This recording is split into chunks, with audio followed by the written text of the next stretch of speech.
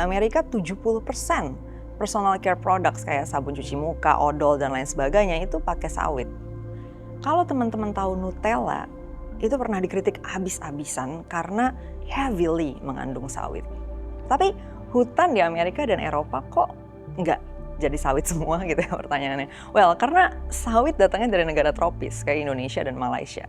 Nanti kita bakal bahas demand sawit dari mana aja. Sekarang kita zoom in dikit ke sejarah sawit jadi menjamur di Indonesia dan Malaysia. Problem terjadi ketika skala industri sawit membesar secara masif dan mendorong terjadinya pembukaan lahan yang mengorbankan hutan. Jadi hutan-hutan dibabat, dibuka, diganti jadi kebun sawit. Pertama, struktur hutan tropis tuh punya banyak lapisan dari ground layer, shrub, understory hingga kanopi yang sangat beragam. Sementara perkebunan sawit cuman punya satu lapisan dominan. Jadi habitatnya nggak bervariasi. Efeknya tentu aja organismenya, binatang, tumbuhannya juga nggak sebervariasi hutan tropis.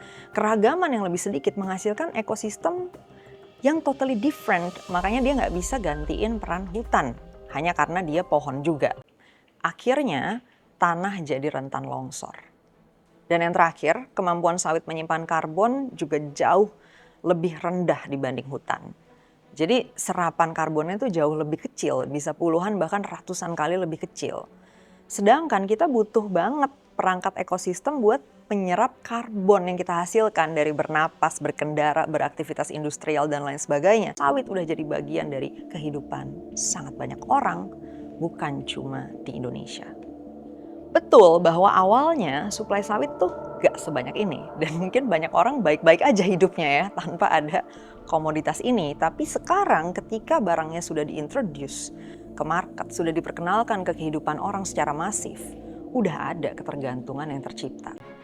Ada satu hukum ekologi yang gue pengen banget kita camkan baik-baik di otak kita semua. Di alam ini gak ada yang gratis. Gak ada.